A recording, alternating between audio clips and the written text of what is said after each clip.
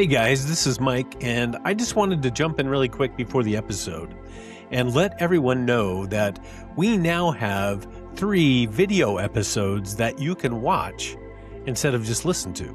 Now, for some that might not sound very appealing, and when you see it, you might know why. But hey, it's kind of a fun thing to do. Throw in a few animations, a few AI-generated things, and you can see how doofusy I look. And so all you have to do is go to YouTube. You can run a search for the A Strange Thing podcast, and you'll find us. And you'll be able to watch our videos, and we have some other clips that are there. I'm also going to upload the video for this episode to Spotify, which will also allow you to watch, or you can choose to listen to the audio version. It takes a lot more time to put together the videos than just chop up audio. So you might want to check it out. There's some fun things there. Video versions. Who'd have thunk? Now on with the episode. Aliens? What in the heck is going on? Are you seeing the media lately? Social media? Strange things are happening. And I think we need to dive into this topic. This is episode 68, and it's going to be a Frankenstein episode about aliens. And we're going to ask the big questions. Who are they? Who are these aliens? Then we're going to ask, what do they want? Are they benevolent or malevolent? Then we're going to ask, when did they get here? Is this recent, that happened in 1947 in Roswell? Or have they always been with us? We're going to ask, where do they come from? Are they terrestrial? Are they extraterrestrial? Are they paranormal? And then finally, we're going to ask, why are they here? And that's probably the most important question of all. And then I'm going to tie it all up. How does all of this fit, if it does, into the grand conspiracy? So, buckle up and get ready for the ride. It's going to be interesting, it's going to be strange, and it's going to be fun. Well, good morning. Welcome back. For me, it's been an entire night since I recorded the last little Frankenstein bit, the opening bit. But now we're going to dive into it. We're going to get into the questions. I'm going to have another drink of coffee. Because believe me, this topic needs a lot of help, needs a lot of caffeine, because it's very strange. So the first question is, who are these aliens? Call them aliens, ETs, extraterrestrials, call them non-human intelligences. Who are they? Well, I don't know, but there's a lot of theories out there. So we're going to kick out some of the big ideas of who these aliens might be. First off, right out of the chute, we got to talk about the Greys, because the Greys are the ones that seem to be the catch-all. When you talk about aliens, most people think about the alien Greys, and that's these big-headed, big, black-eyed, gray, kind of emotionless, robotaton kind of creatures, entities that are said to abduct people, perform experiments, do crazy things, and communicate with telepathy. So you have the Greys. Those are the ones we're most familiar with. And then you have, and I've got a few written down here, because they fall into, I think maybe 5-6 buckets. You got the alien Greys, then you got the tall whites. Now, these are interesting. These are the ones that supposedly interact and maybe have emotion, and they interact with humans. There's a lot of rumors about that the tall whites live on military bases, and that sometimes they're actually allowed to go into town, because even though they have large blue eyes and very white, pale skin and white hair, almost like an albino, and that they're probably a little taller than the average American, that they're allowed to go into town, maybe wear hats, sunglasses, whatever, and historically they've been able to interact with humans because they have that emotional kind of connection that you can experience, unlike the Greys, who are just like, well, they're like robots. So another thing I want to say about the Greys, since we're talking about this in kind of a free-form way, is they also say the Greys could be basically meat suits. They're just like bodies, whether they're biological or synthetic. They're just bodies that something else inhabits, whether that is some kind of telepathic direction or communication through which they're controlled, or they're controlled by AI, or they're controlled by demons inside of the meat suits. I mean, there are those speculations about demons, which I find interesting. When you talk about the tall whites and probably the grays, people will say, well, maybe they are us, humans from the future, who have learned to time travel, going back in time to interact with us so they can study us. I don't know. Something people say sounds a little fishy to me, but hey, we're throwing everything out there. Next you have the reptilians. And the reptilians are these kind of serpentine creatures. They say that they're 7 to 8 feet tall, but one thing about them is that they are shapeshifters. The other thing about reptilians is that a lot of people think that a lot of our world leaders, or maybe our entertainers, famous actresses and actors, that they're reptilians. I mean, you go on YouTube and you can find video after video of supposedly the reptilian phasing into their real form for just a moment in the video, glitch. And so like Katy Perry's eyes go blip, blip, or Britney Spears, or, all the world leaders, all the Bushes, of course, they're reptilian. But they're shapeshifters, or they have that capability. But in their pure form, they're very reptilian in appearance, supposedly. I haven't seen one. I've seen pictures. AI will create me one, but I haven't seen one myself. The other thing about them is that there is this connection there with the idea of Satan in the Garden of Eden, because he was a serpent, the serpent of old. Is it because he actually was a snake? I don't think so. But maybe he had a reptilian appearance. A lot of people think that. So, okay, let's keep going. We got the reptilians, the insectoids. These are interesting because these are often associated with grays, almost like they're the grays overlords. These insectoids or mantises, that they can kind of control, or maybe they're in charge of, or manipulate the meat sack grays. It's really interesting. I know some people call them the mantis insectoid entities. And they call them insectoids because they look kind of like insects. When I think of this one, I think of the TV series Resident Alien with Alan Tudyk. And he is kind of a reptilian alien who is trapped in a shape-shifted body on Earth. And in some of the last season episodes, they send an assassin from another planet to kill him and take him out. And that assassin is an insectoid or a mantis type thing. And they're creepy, weird, scary. They can jump. Yeah, they're not good. But anyway, I think of those when I think of the insectoids. The next you have the Nordics. And when I think of Nordics, I think of the beautiful blonde-haired, blue-eyed people from, well, Nordic people. That's why they call them the Nordics. Hemsworth, right? The guy that my wife thinks is pretty hot. Apparently he's good looking, but, I don't know. I'm a guy. I'm a dude. I'm a heterosexual male. So I don't know if Hemsworth, I can appreciate his masculine form in an artistic kind of way because I'm artsy, but that's about as far as it goes for me.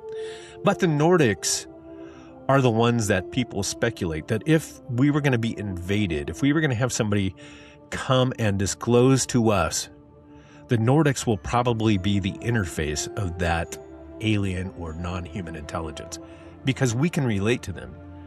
They're beautiful.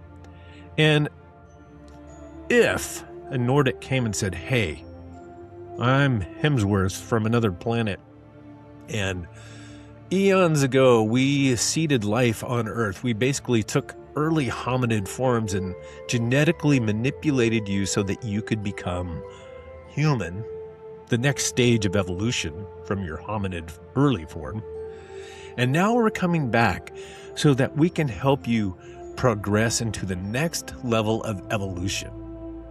We're going to give you longer life, better health, more intelligence, We're going to help you communicate telepathically. We're going to give you technology that enables you to transcend your human form so that you can become transhuman. So a lot of people think that's what's going on with disclosure, and that's a lot of the messaging that comes through. And if that is true, the Nordics would probably be the most acceptable form of alien or non-human intelligence to bring about that message because they look good. Okay, so I just listed 5 or 6 of the big buckets of who aliens might be, but there could be a lot more. Who knows? In fact, Stephen Greer, who is kind of I don't know, he's a new ager, kind of a spiritist kind of guy. And I don't know if I believe anything he says, but he's a guy that's connected with different people in the government or supposedly in the know.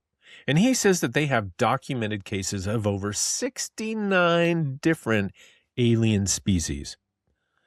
I think Sergeant Stone said there were, at that time, 68 or 69 species. And some are, they're various sizes and what have you. So who knows? There could be tons more than I'm throwing out there. Or maybe they're all variations of these types that we've talked about so far. Thought I'd just throw that out there too. And then we have the whole other realm of what aliens might be. And that is fallen angels. I guess they wouldn't even have to be fallen. They're angels. They're entities from a different realm, an unseen realm. Some people would say they're supernatural. They're paranormal. They can phase in and out of our domain, our dimension. They're extra-dimensional entities that live in our dimension, but also the multiple dimensions that are above us. And I find that very interesting. So anyway, these are the big buckets. Now, from the grand conspiracy point of view, I tend to favor that these entities, these non-human intelligences, are kind of a hybrid of the ones I gave you. The grays could be some kind of biological meat suit controlled by some kind of other entity, whether that's an insectoid or demons, disembodied spirits. Now, when I say demons, a lot of people think that aliens could be demons. The thing about demons, at least from my cosmology or my belief structure, is that demons are wraiths. They're spirits. They're disembodied spirits. And according to the Bible and the book of Enoch, you see that these demons are actually the disembodied spirits of an ancient race of human alien hybrids. They're chimeras. So when their body was destroyed, it left the wraiths, the spirits of these Nephilim during the Great Flood. They were all drowned. Their flesh was destroyed. And what was left was the spirits of these creatures. And they are the demons, condemned to walk, always thirsty, always hungry, always looking to satisfy the desires of the flesh, but they don't have any. So they possess people. They possess pigs in some stories. They possess alien gray meat suits? Were the meat suits genetically engineered, modified, cloned, whatever they did, synthesized so that these disembodied spirits could have a place to inhabit? I don't know. Very interesting. There's some things about this that we could really spend a whole episode just talking about, like, this stuff. But we want to keep going because I want to get to the other big questions. And then I want to get to the final question, which is, why are they here? And if it's what I believe, I want to expose the grand conspiracy behind it all. So there's the big question of, who are they? Could be wrong. It's conjecture. I'm a hack. Let's get into the next question. What do they want? That's next. And since this is a Frankenstein episode, I'll see you in a minute. Okay, let's get back into business. Let's get serious here. What do they want? What do the aliens, the ETs, the non-human intelligences that are contacting us, that we're seeing, that we're having congressional hearings about, What do they want? Well, got a few ideas. These are ideas that you'll find out there in social media and just in talking to people. The first idea that I want to talk about is that they are just here to observe. Maybe do a little experimentation like the Greys playing with our sexual nibbly bits. I don't know. But they're here observing us. That's their main goal. They could be extraterrestrials observing us from outer space somewhere. They could be extra-dimensional entities that are observing us. They could be time travelers from the future, or from the past, I guess, observing us. And that's what it's about. They are basically watching us develop, watching us evolve. That's a popular idea. The next one is that they are our helpers, our saviors, so to speak. That they're here to help humanity evolve into something better. They're here to stop us from annihilating ourselves with nuclear holocaust. I mean, if you think about a lot of these instances where UAPs and UFOs are seen, it's around nuclear facilities or nuclear launch areas. They've actually come and shut down nuclear missiles. It's crazy. Maybe they're angelic beings that are here to help us in life, to keep us in line, to show us the way. Maybe they're our ascended masters, that are here guiding us to the development of something as we attain some kind of higher level of self. In the 1800s, there were spiritists that, started to come out of the woodwork. People like Aleister Crowley and Madame Blavatsky. And they talked about how they could communicate with these entities telepathically, that they would give them information, download ideas and thoughts and knowledge. So I guess that's a valid thing. Are they angelic? Are they are they demonic? Are these demons impersonating something, trying to trick us? That's an idea. That really aren't out there to help us at all. They're out there to cause mischief. Another idea out there, and this comes from the ancient aliens perspective, is that they are our genetic benefactors, that they are the Anunnaki. They come from a different place in the universe, and they came here long ago, and as our forefathers were evolving, they were these hominids, they genetically manipulated them so that they could become workers, so that the human race could basically mine gold for them. This is Zechariah Sitchin's interpretation of ancient Assyrian and Mesopotamian texts. He says that these Anunnaki weren't gods, they're basically ancient astronauts who came here and helped us evolve. Is that what it is? And then you have my personal favorite, and actually this is the one I give most of my credence to, is that these are entities that disguise themselves into anything or whatever works, because their end game is to deceive us. Because what they want from us is our destruction. They hate us because we are created in the image of the God that judged them and cast them out. And they know their end is coming. Now, this gets to the grand conspiracy side. But this is what I believe they want from us. They want us to be lost. They want us to be condemned like they are. They want to take as many with them as they can. And so, these Elohim, these entities, however they manifest, in any of the categories of the who are they that we just did, any of those, the Greys, the Whites, the Nordics, the Reptilians, the whatever they are, they could be manifesting or presenting themselves as aliens from outer space. They could be presenting themselves as benefactors. They could be presenting themselves as something that is trying to help us. But they could also be behind the scenes abducting humans, abducting cattle, mutilating them, abducting humans, messing with their nibbly bits, harvesting, so hard and weird to say, harvesting semen, harvesting ovum, harvesting babies, hybrid babies, creating a corrupted genetic system of humanity, like they did in Genesis chapter 6. When the sons of God saw that the daughters of men were beautiful, and they took them as wives, and they had offspring, the Nephilim.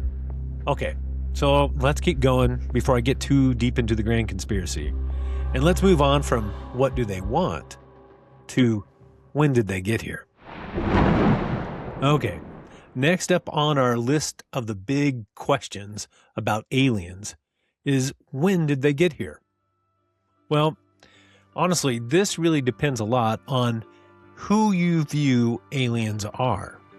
If you believe that they are visitors from outer space, a different solar system, something like that, that will be different than if you believe that aliens are some other form, say like angelic beings or interdimensional beings that have interacted with humanity in the past.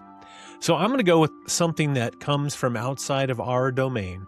If you take that view, basically, aliens have been with us. These entities, these ETs, these non-human intelligences have been with us for all of recorded history, starting way, way, way back.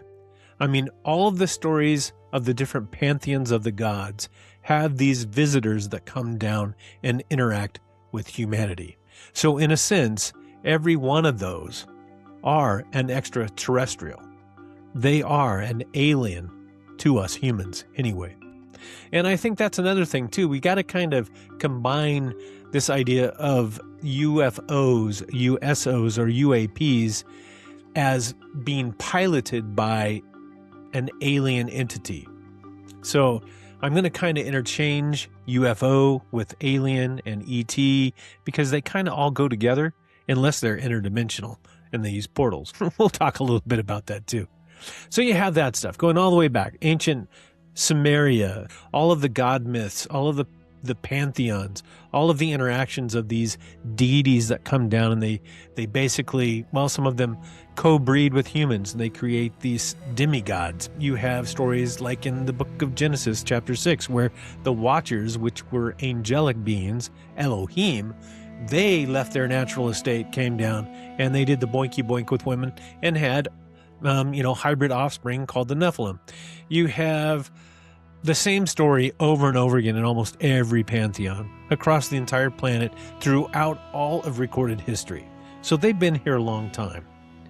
But as far as like the most recent stuff, like we would call the UFO phenomena, that's a little more recent. There are stories in like the 1800s, and I think there's some from like in Egypt where probably 1500 BC, where the scribes said that there were rings in the sky.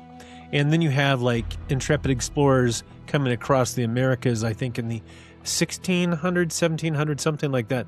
And they saw things in the sky like a string of lights. You have, a more modern interest in UAPs and UFOs starting probably in the 1940s, like 1947 with the Roswell crash. You had just prior to that, like a month before, in the state of Washington, you had a sighting by a pilot of 9 different shiny metallic discs that were flying. Let's just say that's when things started in earnest. And then there have been more and more reported sightings, and that's where abductions started taking place. And on it goes, and it just keeps ramping up until you find where we are now, where Congress is having hearings about whistleblowers talking about the interaction of some kind of entity, non-human intelligence, with humanity, and that we've been doing this for a long time. So this stuff has been with us for a long, long time. So to answer when, maybe the better question is, when have they not? Okay, on to the next question. It's time for where are they from? And we're going to start out with the Greys, and I'm just going to kind of go through this kind of free form because a lot of this stuff is, well, it just sounds weird.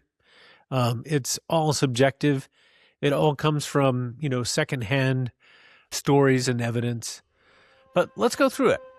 We're going to start out with the Greys. And, I think they have probably one of the most historical versions of where they come from. And that's because in 1961, a couple, the Hills, Betty and Barney Hill, were abducted, supposedly. And they were abducted by Greys. And later, under regressive hypnosis, Betty recalled the location from where the gray aliens came from. She was actually able to draw a star system, and that they were from the binary star system Zeta Reticuli. I know that sounds really weird, but that's where she said that they're from. And, that's kind of stuck. And since the gray aliens are kind of like the universal representation of aliens, I guess that's as legit as anything else could be. So, when you think about the Greys, you can think of them as the extraterrestrials from Zeta Reticuli. But there's also an idea that these things are actually not even real entities, that they are basically drones, that they are biological androids, basically meat suits, and that some non-human intelligence created these robots, meat suits, so that they could safely explore the cosmos. So that's another idea. Where those entities are from, we don't know. But that these gray aliens, maybe they're terrestrial. Maybe they were created here on the Earth. It's just conjecture. Okay, another idea is the terrestrial view. And that is that maybe these gray aliens are not from another world at all. They're from our world, except for they're from our future world. In this view, they are actually from Earth, but an Earth that's way in the future. And that these are time travelers that came back in time so that they could study their own evolutionary progress. It's kind of intriguing. So let's get on with the next one, which is the hybrid extraterrestrial view. I call it that because it's basically a biological meat suit that is created and inhabited by a non-human intelligence that is not of this world or another world in outer space, but a supernatural, interdimensional, extra-dimensional world. So, they are biologic meat suits controlled by demons or some supernatural entity in another dimension, another dimensional plane. So that's another idea. Next, we have the tall whites. Now, I find these guys interesting because they basically come from the description of a guy who worked at the Nellis Air Force Base back in the day. His name was Charles Hall. And supposedly he worked there, and while he was there, he interacted with tall white aliens. Now, the interesting thing about these tall white aliens, they had an agreement with the U.S. military that allowed them to live on the base and to get food and housing, and also to examine the test sites outside of the Air Force Base in Nevada in exchange for advanced technology. So I find that very interesting. It sounds very similar to what you find in the Genesis 6 story, where you trade technology for something that's valued. So supposedly, according to Charles Hall, this Air Force veteran, these tall whites were from the Taygeta system in the Pleiades constellation. Specifically, they were from planets called Era and Temur. Okay, let's get on with the Nordics. Where did they come from? A lot of people call the Nordics the Pleiadians because they come from the Pleiades star cluster. The Nordics are known to be very spiritual beings, very in touch with the harmony of the universe. And because of that, New Agers and people that are spiritists, they really like these guys because in their minds, the Nordics really care about the earth and they care about world peace, and they're just very loving. So a lot of New Agers believe that these Nordics communicate telepathically with them. In New Age circles, a lot of people believe that they are actually Nordics or Pleiadians born into human bodies on the earth, but that spiritually they were incarnated in the Pleiades star cluster. And then they were just born here terrestrially. So I don't know if that would be extraterrestrial or terrestrial or maybe a hybrid, but it's interesting. Now, if you think you might be a Nordic born on the earth, you would be called a starseed.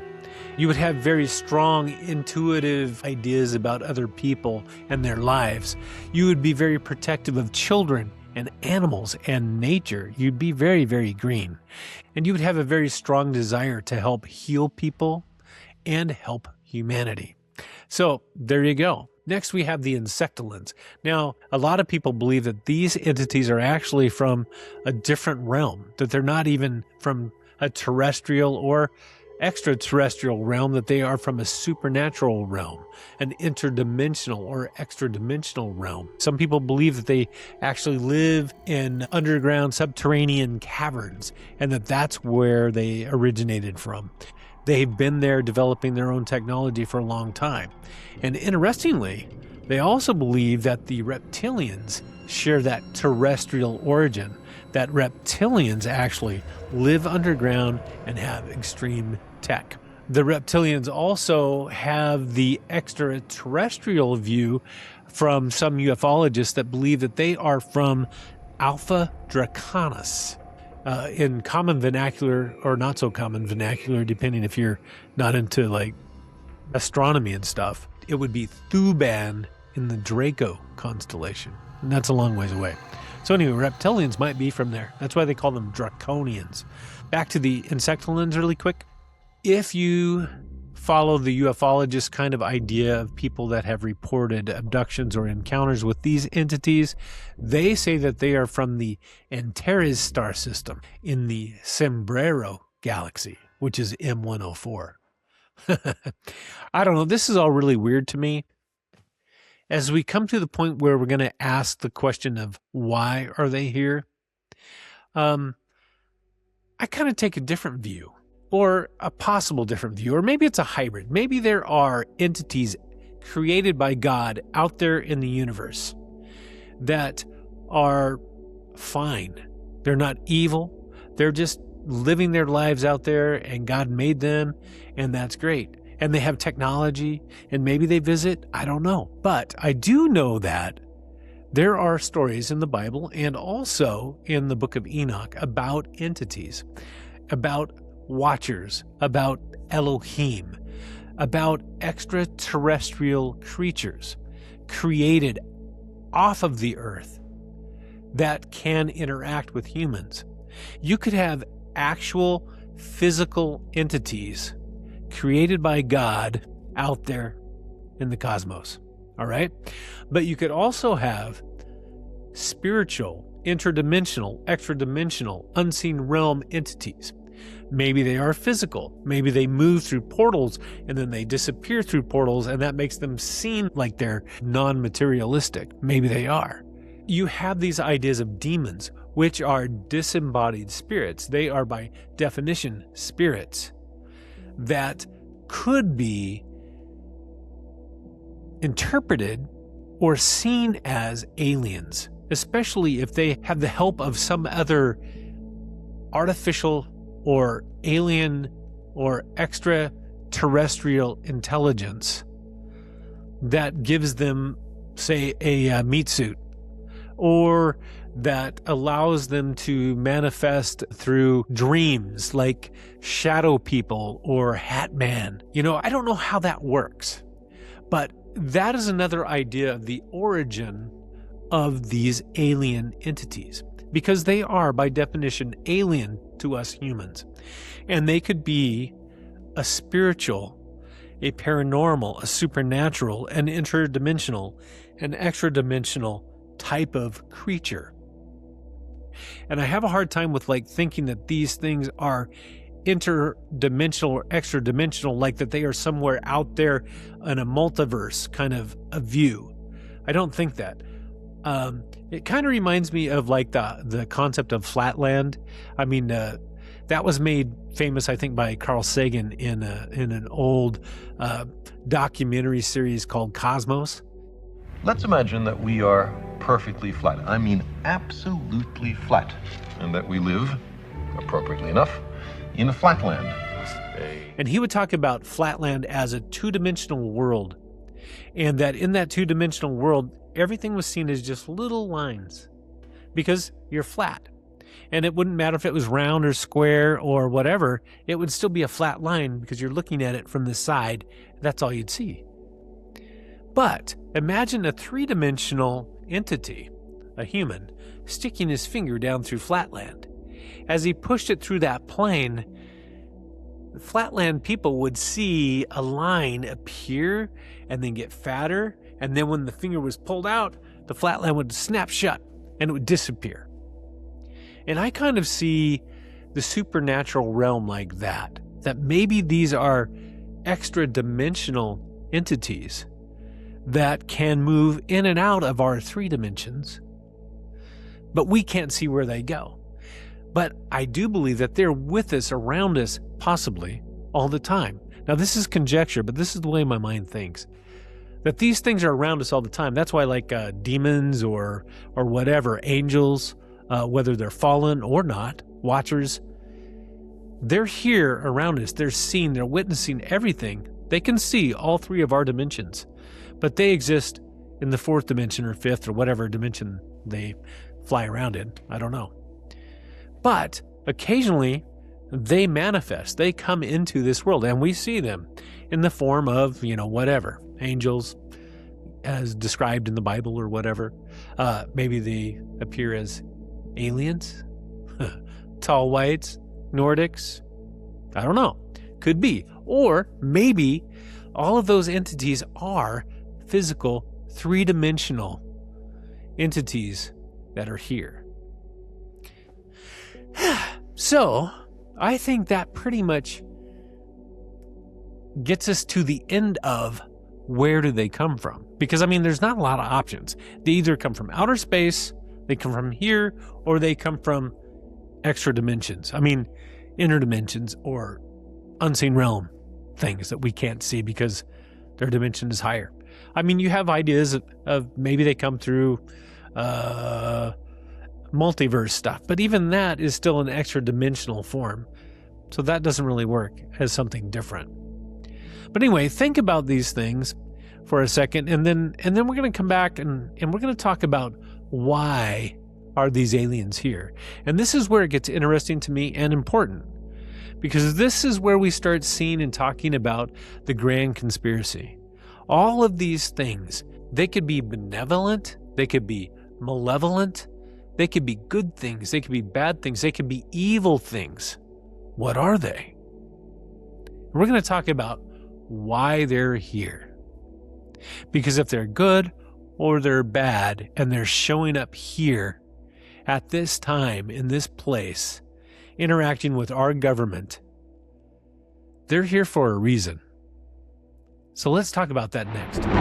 Okay, it's time to ask the big question. Why are they here?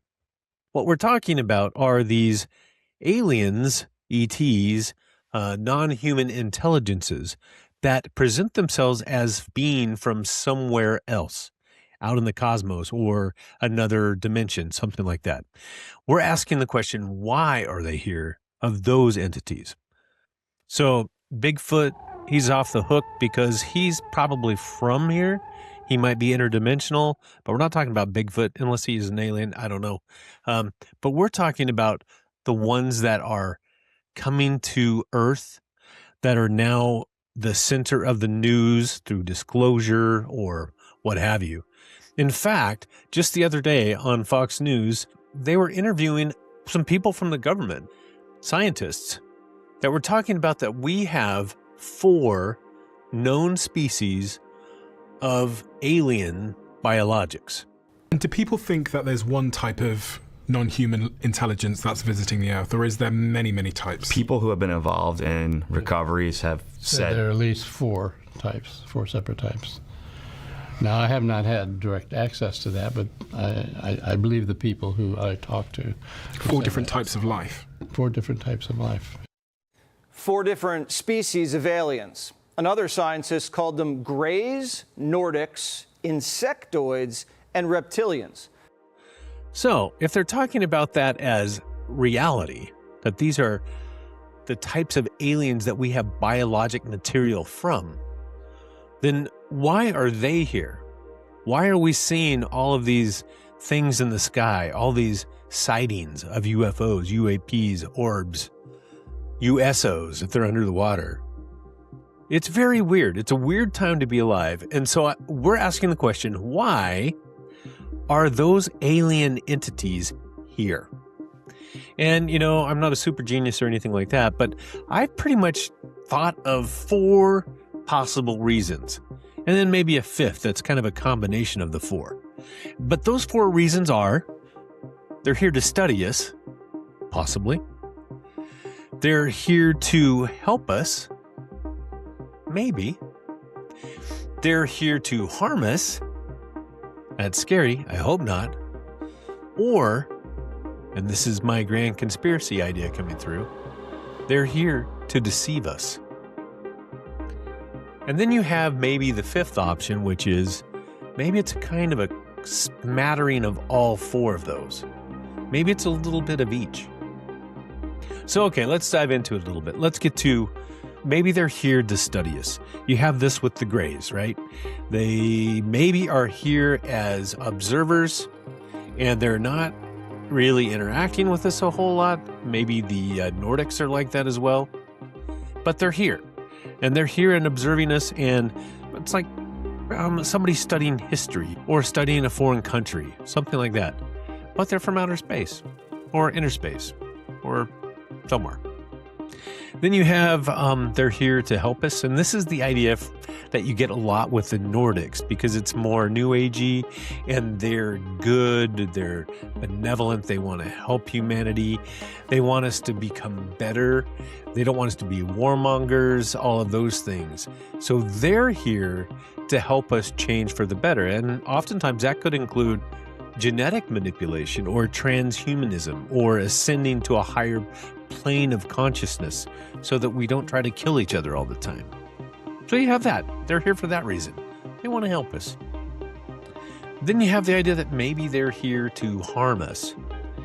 And this one is kind of disturbing because this kind of fits in with all of the abduction cases where they're taking ovum and sperm and creating hybrids and doing this genetic manipulation on people that are unconscious, unable to move. The procedures can be painful. These experiences aren't good. They're terrifying. But these beings somehow use some kind of telepathic control mechanism that they can make people forget. They can make them comatose, those kinds of things. So to me, that is extremely creepy, weird, and that is harm. Perhaps it's even more of a harm. Maybe like the insectoids are here and their end game is to genetically modify humanity and then take over the planet for their own. I don't know. You have these weird ideas. I mean, these are things that are out there. So, and then what about to deceive us? Now, this is where it kind of gets into the grand conspiracy for me, because if you look at the grand conspiracy as I see it, entities have been around influencing mankind from the very beginning. And see, I believe that humanity was created by a God, and that rebellious creations, not humanity, but rebellious creatures, the Elohim, the little g gods, these other entities were also created, probably prior to mankind. And from the beginning of the creation of mankind, there has been a rebellion. And the influence of these fallen, defected entities has been to destroy mankind. Now, one thing about mankind, if you believe the biblical narrative, is we are created in the image of God. We are created to be God's image bearers on this planet Earth. We were designed and created to take dominion of the earth, to shepherd it.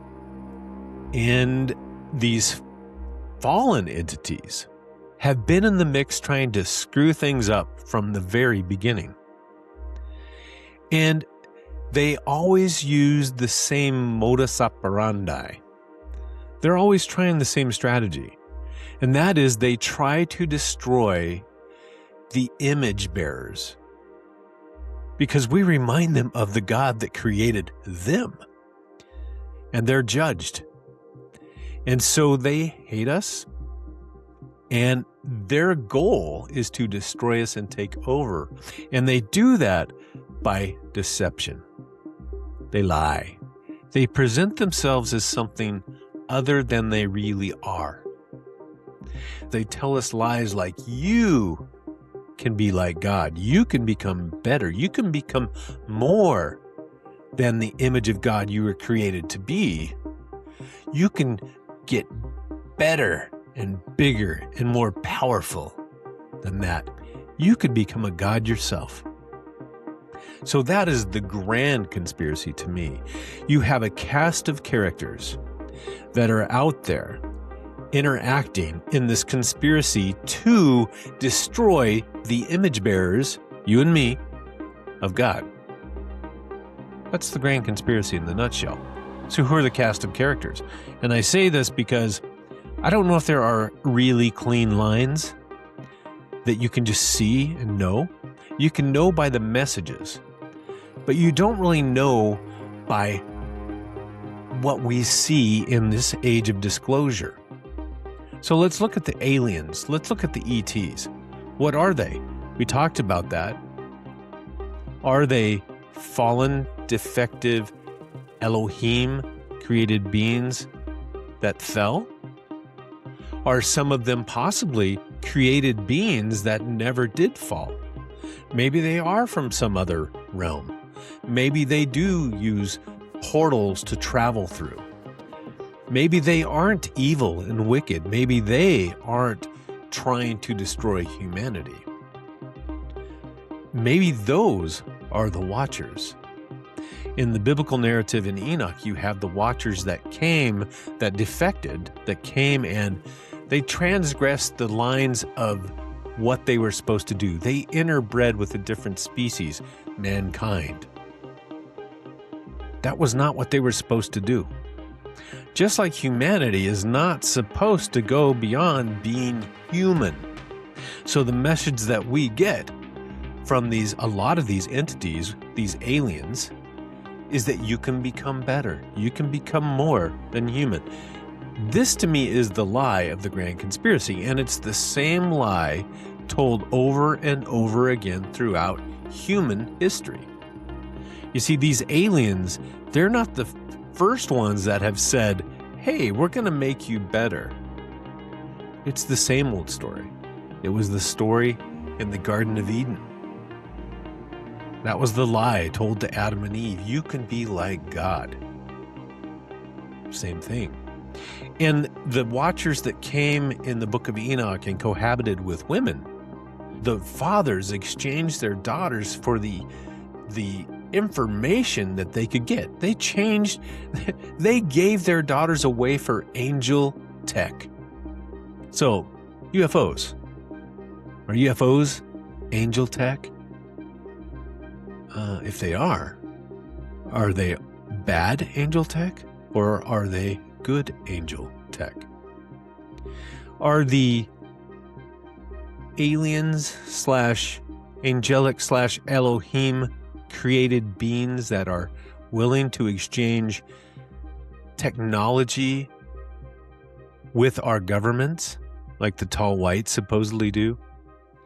Are they the same entities that were willing to exchange knowledge for the daughters of men?